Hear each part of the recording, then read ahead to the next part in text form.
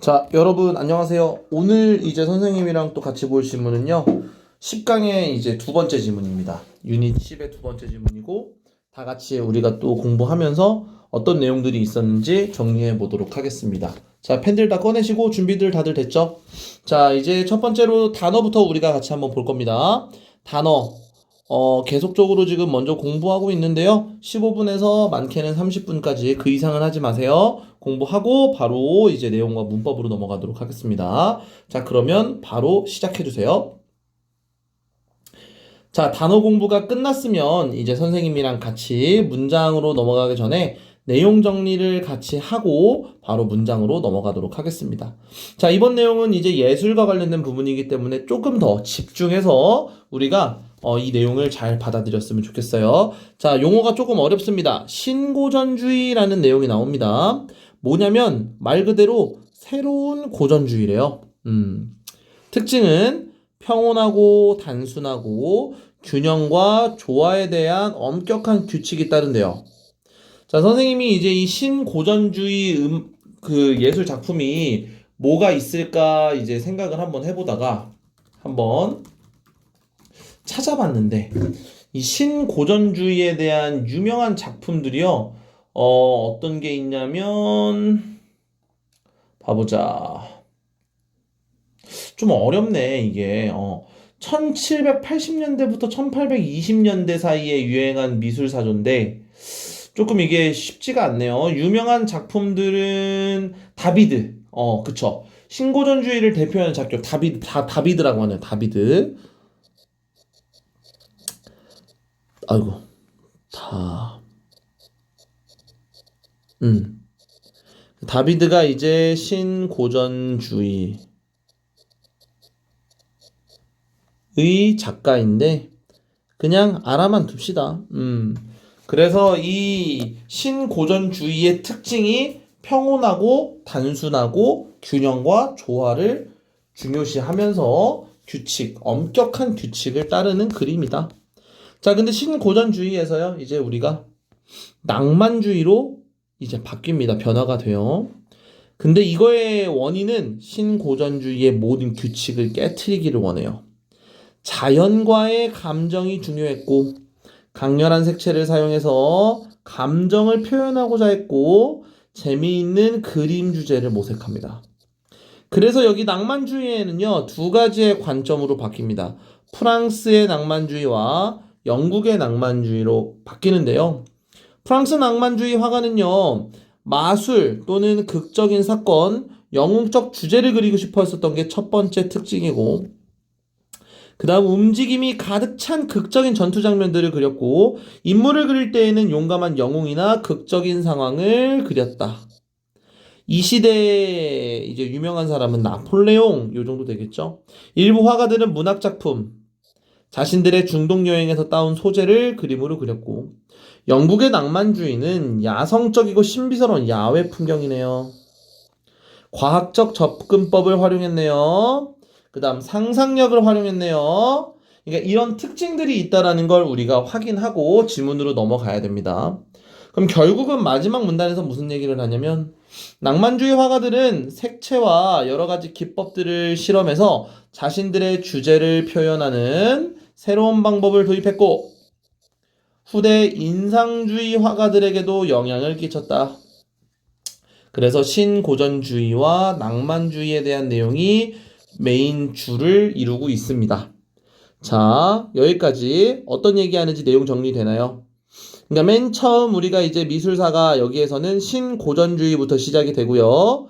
그 다음 이제 낭만주의로 바뀌었는데 낭만주의의 특징은 자연과 감정을 중요시하고 색채 사용을 통해서 감정 표현입니다.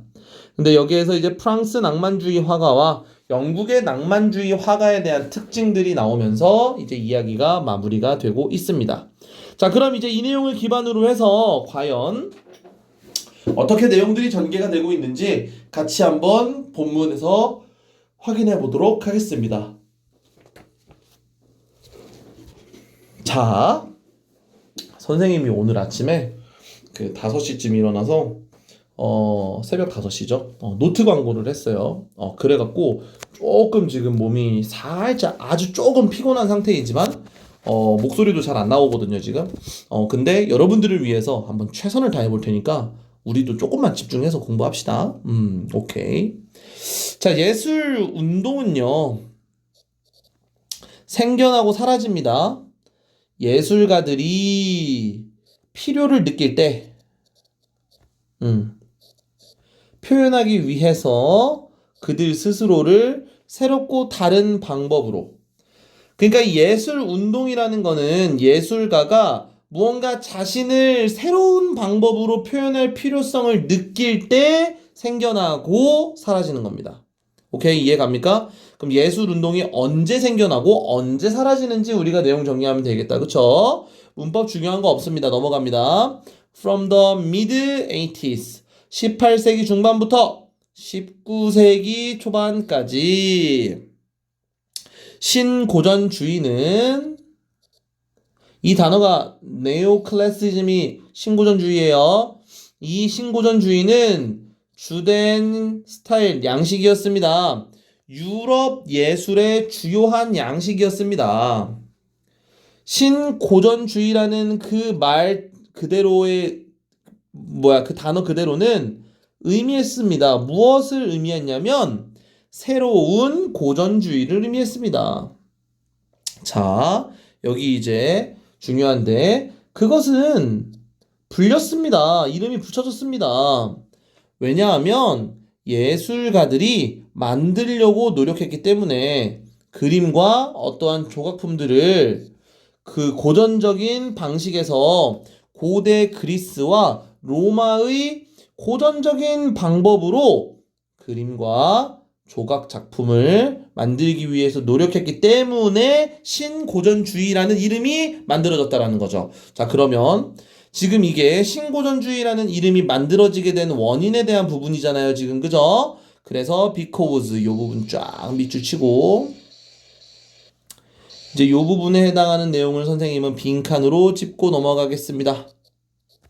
오케이, 이해 갑니까? 자, 이어서 한번 봐볼게요. To do this. 중요한 표현 나왔다. 자, this 나왔으니까 우리는 앞문장에서 그 내용이 나오기 때문에 순서랑 삽입 요거에 대한 기준점으로 잡고 가면 될 것 같아요. 자, 그러면 이어서 한번 가보도록 할게요. 이렇게 하기 위해서 그들은 따랐습니다. 엄격한 규칙을 따랐습니다. 어떤 엄격한 규칙이냐면요, 평온함, 단순함, 균형, 그리고 조화. 자, 여러분들 여기에 나온 이 단어들 4개 있잖아요. 요거는요 반드시 이 신고전주의의 특징이기 때문에 암기를 해 놓으시기를 좀 부탁드릴게요. 자, 그러면 이게 정말 매일경제에서 왜 이렇게 날라오는 거야. 자, 그러면 지금 이렇게 여기에서 to do this 이렇게 하기 위해서라고 했잖아요. 그쵸? 그럼 이렇게 한다라는 건 앞문장에 있는 내용을 이야기를 하는 건데, 그러면 앞문장에서는 어떤 이야기를 했었냐면 예술가들이 고대 그리스와 로마의 고전적 양식으로 그림과 조각을 창조했기 때문에, 그쵸? 그렇게 이름이 붙여진 거죠. 신고전주의가. 그러면 그렇게 하려면의 뜻은 뭐예요? 고대 그리스와 로마의 고전적 양식으로 그림과 조각을 창조하기 위해서, 이렇게 보면 되겠네요. 그쵸? 그렇게 하기 위해서 필요했었던 게 평온함, 그리고 단순함, 그리고 균형, 그리고 조화, 요거에 해당하는 것들입니다. 지금 잘 따라오고 있습니까? 오케이. 자, 그러나 toward the end of the 18th centuries 18세기 말로 갈수록 예술의 그러한 움직임, 우리가 낭만주의라고 불리우는 그 새로운 예술의 움직임이 나타나고 있었습니다.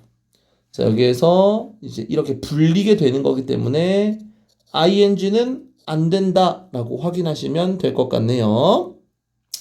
자, 그리고 아까 전에 요거 this에 해당하는 부분은요, 우리가 지칭 문제로 나올 수 있겠구나, 요거 하나 생각해 놓으시면 좋을 것 같습니다. 자, 그럼 이어서 이제 지문 두 번째 문단으로 가볼게요. 첫 번째 문단에서는 신고전주의에 대한 내용이었고요. 그리고 신고전주의가 이제 뒤에 새로운 예술 운동인 낭만주의로 바뀌고 있었다라는 내용이잖아요. 여기에서 그래서 이렇게 바뀌고 있는 부분인 요 but부터가 새로운 색깔의 기준점이 되기 때문에 순서 배열과 삽입의 기준점이 될 수 있다라는 것 확인하시면 될 것 같습니다. 자, 두 번째 문단 한번 가보도록 할게요. 낭만주의는 시작되었어요. 자, 여기가 원인입니다. 자, 뒤에 있는 because 이하 때문에 낭만주의가 시작된 거예요. 예술가들이 원했습니다. 무엇을 원했냐? To break, 깨는 걸요. 모든 이제 신고전주의의 규칙들을 깨기를 원했기 때문에 낭만주의가 시작됐다. 자, 그러면 여기 원인에 해당하는 요 부분 있죠? 얘는 우리가 또 무슨 문제로 내도 아주 좋겠다. 빈칸 출제하자. 알겠죠? 빈칸 문제로 출제해서 요 내용을 우리가 이제 확실하게 정리하면 좋을 것 같습니다. 이 낭만주의다라는 것은 결국은 신고전주의의 규칙을 깨려고 이제 시작된 겁니다. 자, 자연과 감정은 중요했습니다. 그들 누구예요? 여기 아티스트죠. 그리고 그 예술가들은요, 더 이상 원하지 않았습니다. 고요하고 어떠한 그 감정이 없는 작품을 만들기를 원했어요? 안 원했어요? 안 원했어요. 그러다 보니까 이제 여기에서 낭만주의가 출현하게 된 거죠. 이해 갔습니까? 자, 여기에 보면 아까 전에 요 파란색으로 밑줄 쳐볼게요. 그들은 no longer want to create calm, inexpressive work of art. 요 부분과 결국은 요 내용이랑 같은 내용이죠. 자, 낭만주의 예술가들은요, 원했습니다. 표현하는 것을 그들의 감정을요, 어떠한 강렬한 색상의 사용을 통해서 감정 표현하기를 원했습니다. 그들은요, 찾았습니다. 흥미롭고 재미있는 그림 그리는 주제를 찾았습니다. 오케이? 그러니까 정확하게 신고전주의와 낭만주의는 그림에서 어떤 걸 다르게 추구하려고 하는지가 느껴지시죠? 자, 요렇게 해서 확인해 보면 될 것 같고, 여기에서 문법적인 거 확인할 거 있는지 한번 확인을 해보면, important 여기는 뭐 너무 쉽기는 한데 무조건 형용사 들어가야 됩니다. ly 붙으면 안 된다는 거 확인하시면 될 것 같고요. 그 다음 뭐 다른 거는 딱히 문법적으로 문장이 보이지는 않아요. 이 지문은 유닛 10의 두 번째 지문은요, 이제 낭만주의, 맨 처음 신고전주의에 대한 작품의 특징과 신고전주의가 뭔지를 알면 되고, 그 다음 두 번째 문단부터는요, 낭만주의에 대한 설명, 그리고 낭만주의가 이제 아까 전에 국가 두 개로 나뉘었었잖아요. 프랑스 낭만주의와 영국의 낭만주의가 어떻게 다른지 알고 있으면 될 것 같습니다. 자, 이어서 문장 넘어가 보도록 하겠습니다. 자, 대놓고 나오네요. 여기에 이제 뭐라고 나옵니까? 그렇죠. In France. 여기에서부터는 프랑스에 대한 얘기가 나오는구나. 그럼 순서랑 삽입의 기점이 될 수도 있겠구나. 그리고 여기에서부터는 프랑스 낭만주의의 특징이기 때문에 어떠한 일치불일치 문제도 나올 수 있겠네. 이제 이런 생각을 좀 해주시면 됩니다. 자, 이어서 한번 가볼게요. 자, 로맨틱 낭만주의 예술가들은 그리기를 원했습니다. 어떠한 이미지를. 어떠한 이미지냐면 마술, 극적인 드라마, 그리고 히어로, 영웅적인 주제들을 그리기를 원했습니다. 자, 이것도 프랑스의 특징이기 때문에 자, 여기 밑줄 쫙 치고요. 자, 여기를 우리가 뭘로 볼 거냐면 뭘 것 같아요, 이제는? 그렇죠. 빈칸 특징으로 볼 수 있고, 여기는 관계대명사인데 what이 안 되는 거 확인하시면 됩니다. 주격 관계대명사로 쓰였습니다. 자, 그들은 그렸어요. 극단적인 전투나 그리고 장면들을요. 어떤 장면이냐면 어떠한 움직임으로 가득 찬, 자, 요 부분 마찬가지죠, 얘.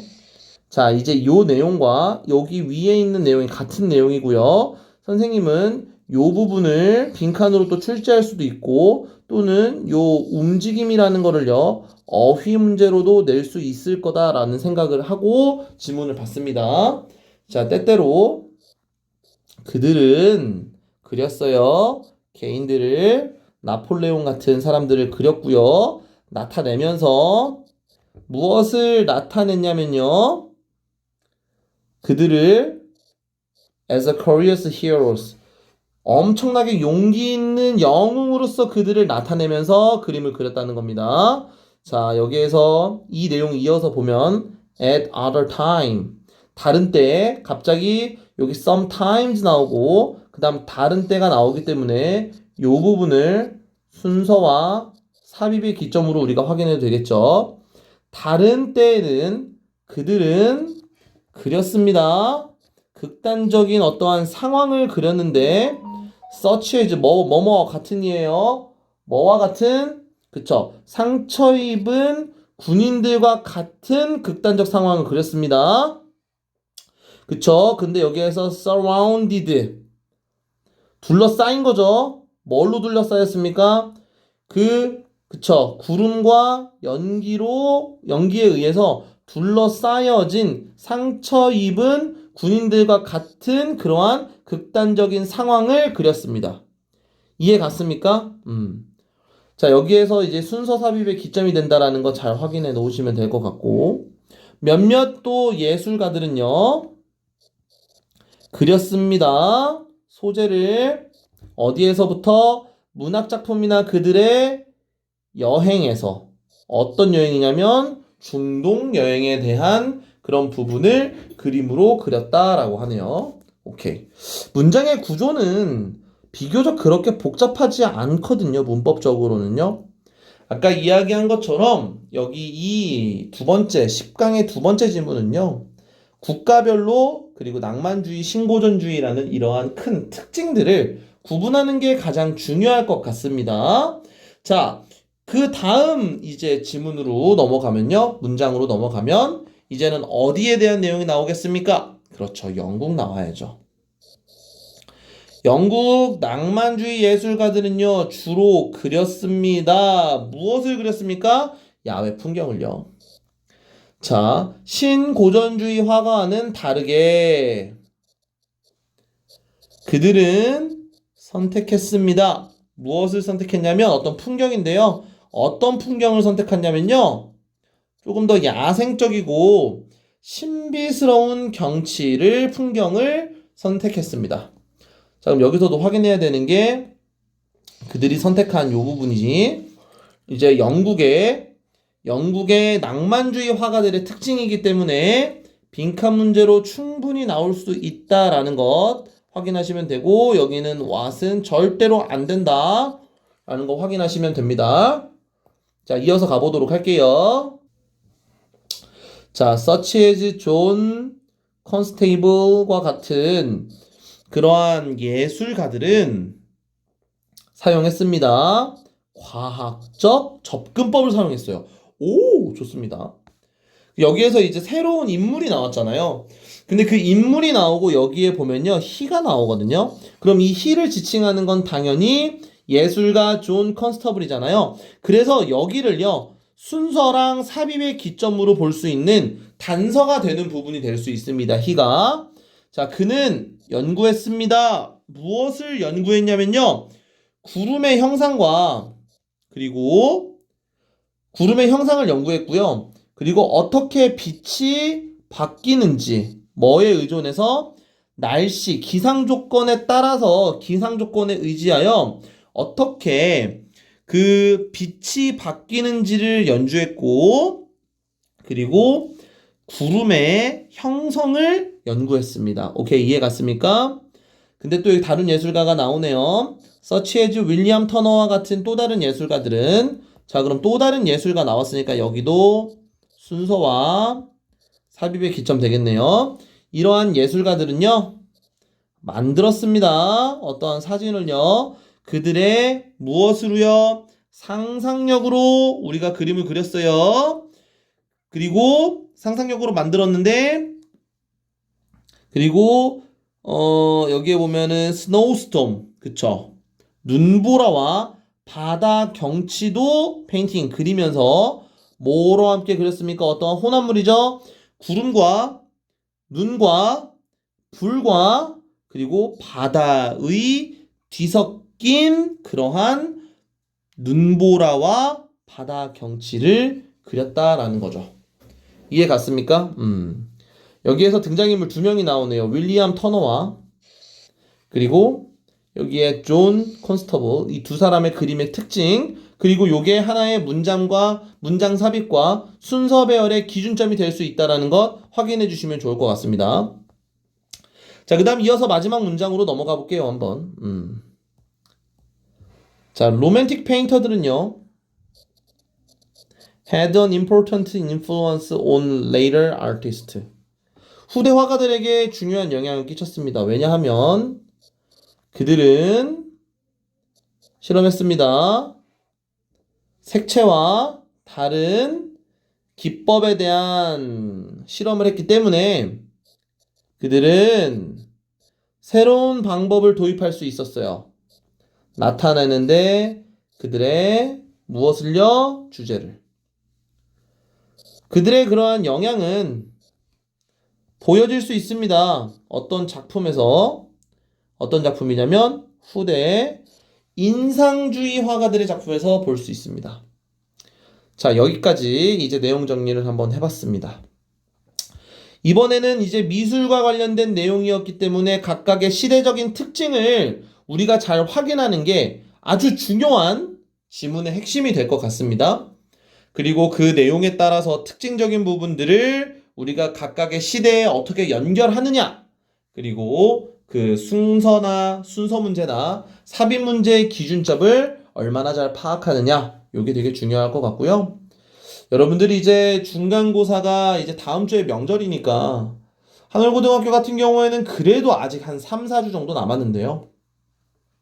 시간이 많이 남았다고 생각하지 말고 여러분들이 해야 되는 공부를 그날 끝내고 완성도 있게끔 완성도를 끌어올려서 여러분들이 맞출 수 있는 문제들에 대해서는 모두 다 맞추고 그리고 실수가 없는 시험의 준비가 됐으면 좋겠습니다.